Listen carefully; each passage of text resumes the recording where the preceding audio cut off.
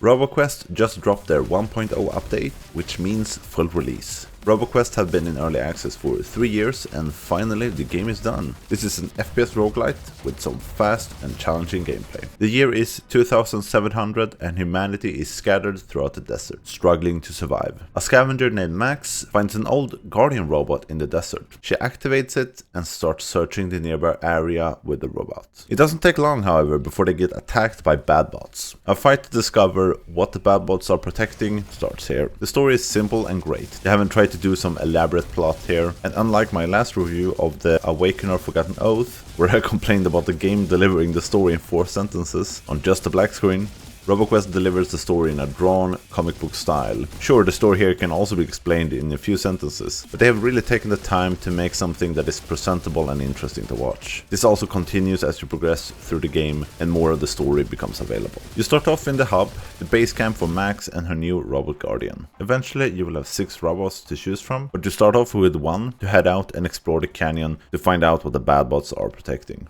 When you head out, you start off with a pistol. You also get to open a box that grants you a few random weapons to pick up if you want to. You can hold up to 2 weapons at the same time. The Guardian robot also comes with 2 abilities. The first Guardian has an invulnerability field and a melee attack. As you play, you also level up and can improve these abilities, and you also gain a lot of other perks to choose from. As I mentioned, this is a fast-paced game. You move pretty fast, you can also run, you can glide, you can grind on railings and double jump. The controls are excellent, every input is super accurate, and it's a blast to play this game. The enemies shoot a lot at you. There are a lot of projectiles to dodge in the game. You also have enemies that can teleport in close. You also have exploding enemies that try to get up close and explode in your face. You have bulkier ones that can withstand a lot of fire, and a whole bunch of other badbots that you will face. There is a great variety of enemies you go up against. All the different enemies also complement each other very well. In the same encounter you can have a few small bots that shoot at you. At the same time you have a few exploding bots that try to get up close. In the back you have a sniper turret. And closing in from a distance you have a few bulkier bots that shoot at you. There is a lot of variety in every encounter. There is also a ton of guns in the game, everything from pistol, bows, miniguns, shotguns, dual Uzis, and everything in between and weird combinations of them all. All guns comes with different perks and stats. There are also 3 elements, fire, ice and electric, that the guns can have. Your guardians can also gain access to these elements when you level up. Guns also have levels when they drop. And between stages they can be leveled up if you really like the gun and want to stick with it. The higher the level of the gun, the more perks it has, and it also depends upon the gun's rarity, as you have the standard ones, common, rare and so on.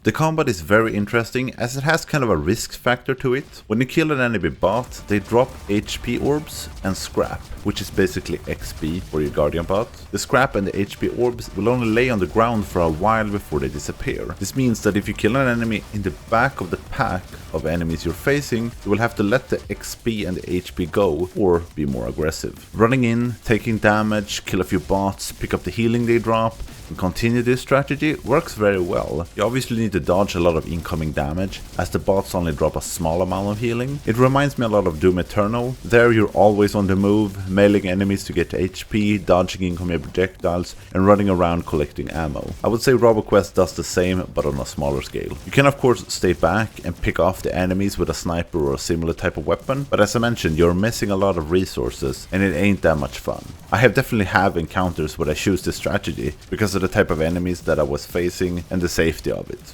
As a roguelite, the game is meant to be played multiple times for you to learn the game, the mechanics, unlock new guardians and permanent upgrades to make the game easier. What they have also done here is create a lot of paths, as they call it, basically levels. The game is split into 3 chapters and there are several paths from one chapter to the next, which is kind of awesome. A lot of these are unlocked by playing or discovering secrets hidden all over the game. There are a great variety amongst these paths in how they look and what they bring. A few paths are just straight up death traps, a few have specific objectives, and some where you just need to survive and make it to the next destination. It's kind of cool to be able to choose which path you want to take to progress to the end of the game, instead of being locked into one or it's random.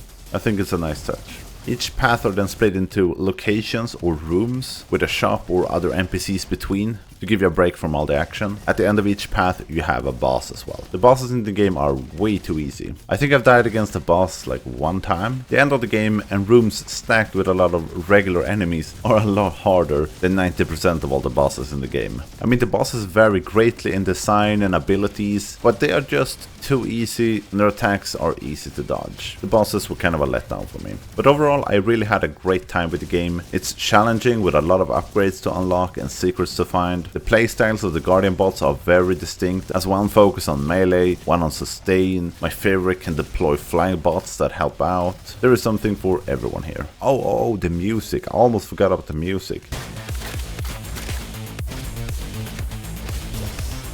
The game has some really high intense music and it fits perfectly for this game. I really just want to get out there and kill some robots when I hear this music. The game is an easy recommend. It will keep you busy for hours. The game can also be played in co-op with a friend. The game is also available on Game Pass if you have that. Thanks for watching. Don't forget to leave a like if you liked the video. See you in the next one. Bye.